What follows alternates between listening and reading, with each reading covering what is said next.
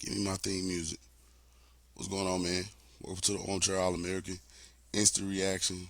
Colorado takes down Colorado State in double overtime. Um, Man, it was an exciting game to watch, a fun game to watch. We had all the drama in the world leading up this week with Jay Norvell's dumbass comments, hating ass comments, and then the game lived up to the hype. I don't know if this many people have ever been up at 1 o'clock Central Time, 2 o'clock Eastern, midnight Mountain Time, 11 on the West Coast watching college football. Like all of America was locked in together late night watching college football on a Saturday night.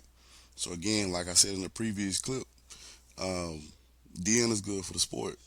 So nights like tonight just absolutely prove it. Again, if I can just get into the analysis of the game, I think Colorado State did have an effective offensive game plan. They found a look that they could pick at Colorado's defense with those crossers, and Colorado Charles Kelly, the defensive coordinator, was just kind of stubborn in his coverage of it and never really came out of it. And you know, um, Colorado State just took advantage and they kind of built a game plan and an offensive attack around it, and it was successful for the most part. The Horton kid, absolute baller. Kid is the truth. I wasn't aware of him before tonight. I am now. I'll be looking forward to seeing what type of numbers he could put up in the Mountain West because that kid can play. He's elusive. He's fast, sure-handed, makes tough catches, catches in traffic, can take a hit. Can dish it out if he got to. Tough runner. So Horton made a name for himself tonight. Possibly made himself some money. I wish that kid nothing but health and a good season moving forward. And then with Travis Hunter, prayers up for him, man. I'm hoping that we get great news or great diagnosis. I know he had to leave the game tonight and go to the hospital, and so I just hope that that's something that's positive, and hopefully he's back on the field as soon as possible. But if not, I mean, it's a tough game, it's a tough sport. That hit kind of set the tone for the night for the type of game that Colorado State was going to play. I think they came in determined to not um, get bullied around or not buy into the hype or anything. And I think Jay Norvell might have given his team the right level of aggression, but not the right mindset to execute it.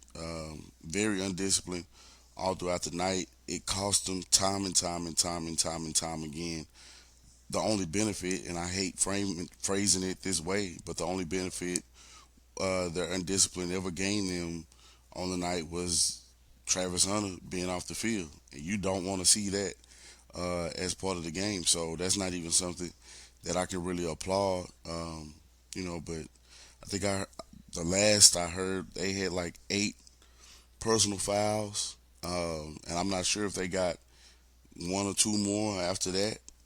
But I mean, you over 120 yards in penalties off of undiscipline. Personal fouls are like a lack of discipline. If it's one face mask in a game, okay, I'll give you that. But when we talking late hits and hits out of bounds and just unnecessary roughness and all that kind of stuff, like your team is lacking discipline. And for the first half, the game is juiced up, the environment is juiced up. So I get it. But that's something that you need to impart upon your team at halftime. Is like, hey, guys, this got to stop. We're not going to win this game giving a team as talented as Colorado extra yards and keeping drives going for them and everything. So, the lack of discipline is definitely a storyline for Colorado State that's going to come out of this game. But also, despite all of that, they had an opportunity to seal the game. It was 4th and 2 on the plus side of the field, and the punt was executed beautifully. Goes rolls out of bounds at the 2 yard line, 98 yards for Colorado to go, and they're gonna need a 2 point conversion, I think, to tie the game and all that. But those is proven over the course of the second half when Shador got rolling that, hey, this is not too much to ask of that young man. He's built for that moment. So me personally, I would have gone for the 4th and 2. Just win the game. You don't put the game or the outcome of the game back in the hands of the best player on the field. Regardless of how you feel about your team, sometimes you have to be realistic about your opponent, and that's not a fear. That's a say that's a message to your team to say, let's go win this game right now. Let's not ask them to lose it. Let's go win this game right now. It's 2 yards. If you don't get it, I mean, okay, they wound up scoring from 98, so they probably would have scored quicker from, let's call it 50 something, and you probably get the ball back with enough time to try to go down and get you a field goal. Be aggressive towards that. So, I mean, poor coaching decision by Jay Norvell. He had a lack of discipline early in the week with his comments about Deion Sanders' attire and wardrobe choices as he addresses his team or interviews or whatever. So it was a lack of discipline all around for the Colorado State program that bit them time and time and time again. Coaching discipline, player discipline. So there's a theme. That's a good team they have in Colorado Springs, but hopefully, that that that gets corrected for in order for them to have the type of season that they'll possibly be capable of having. But moving on to Colorado, man, what a game from Shador Sanders. He had a rough first half.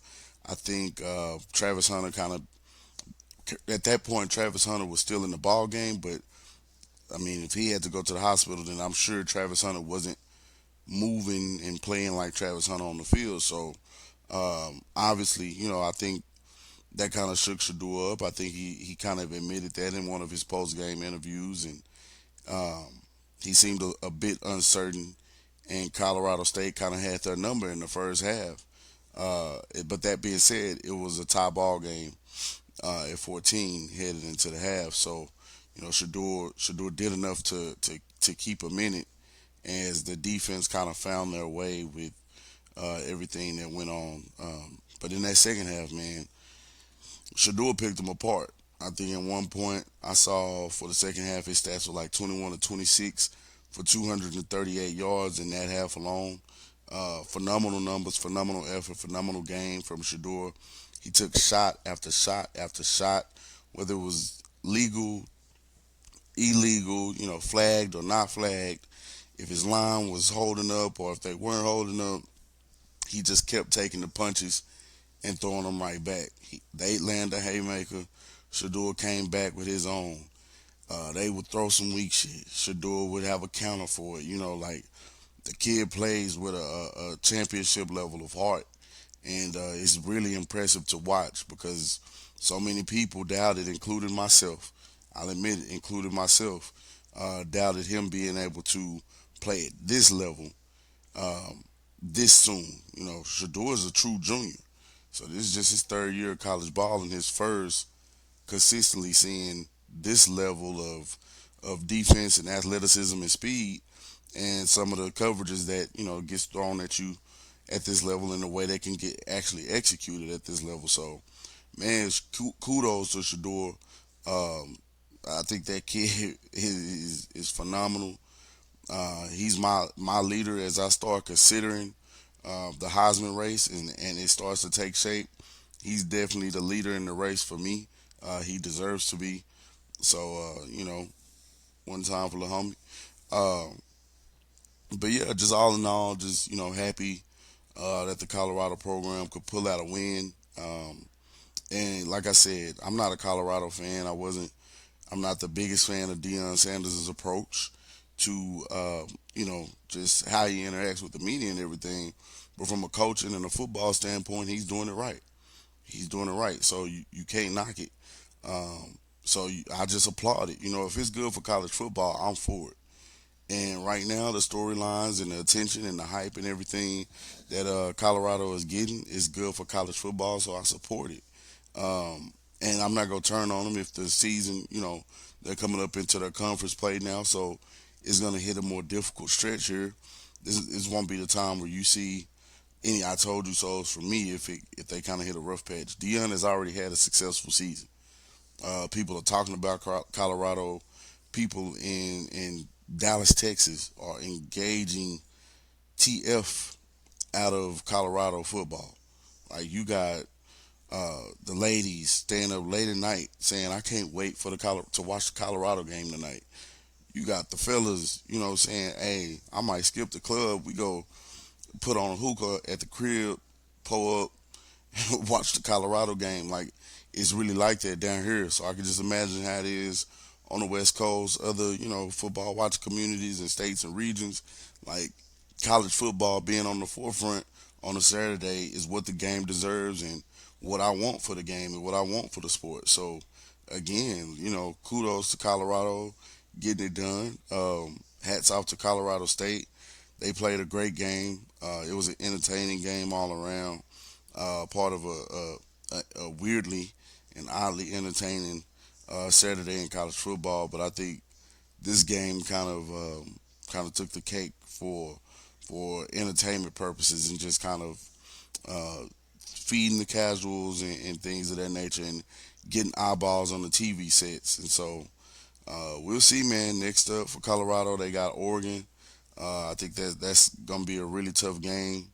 It'll be during the afternoon, so we won't be up at 2 a.m. and everything recording or nothing like that. But yeah, Oregon presents a different type of challenge. So far as just the overall talent level of the team, and they're well coached. Um, and Bo Nix at quarterback, they got a lot of team speed. So, but I mean, Texas Tech gave Oregon a game, so I'm not about to sit here and pretend that Colorado will be incapable of giving them a game. And that's me saying that, not knowing Travis Hunter's status right now. So I'm saying that independent of his status. Um, I believe in what I'm seeing from Colorado. Um, Sometimes you have to win ugly. Sometimes you have to win in a shootout. Sometimes you have to win in spite of your B game or whatever. So they showed a lot of resilience tonight. They'll need it moving forward. They showed a lot of grit, a lot of fight. They don't back down. They embrace the moment. They lean into it. So those are the ingredients that you want a team with championship potential or championship aspirations to have, from a conference championship perspective as well as playoff and national perspective. After what I saw today across the landscape of college football, I'm not dismissing anyone from the conversation regarding the playoffs the um, or the national championship. I'm just not. It's too early. No truly elite teams have emerged yet, in my opinion. So I'm not afraid to begin to include the possibility or entertain the possibility of Colorado having the potential to make that kind of noise this season. Um, if that turns out not to be the case, I'm fine being wrong about it. Won't hurt me none. But just what I've seen after 3 weeks, as much as you want to point to anybody else's wins or losses or flaws or strengths, Colorado has them just as much as Georgia or Florida State or Texas or any of the other teams that may have impressed the coaches and the voters and the media this season. So again, kudos to the Buffaloes for getting their win in their rivalry game at home versus Colorado State. It was good. It was a fun watch. Man, make sure y'all subscribe, hit that like button, share it, turn on those alerts, man. It's the Armchair All American. I appreciate y'all locking in.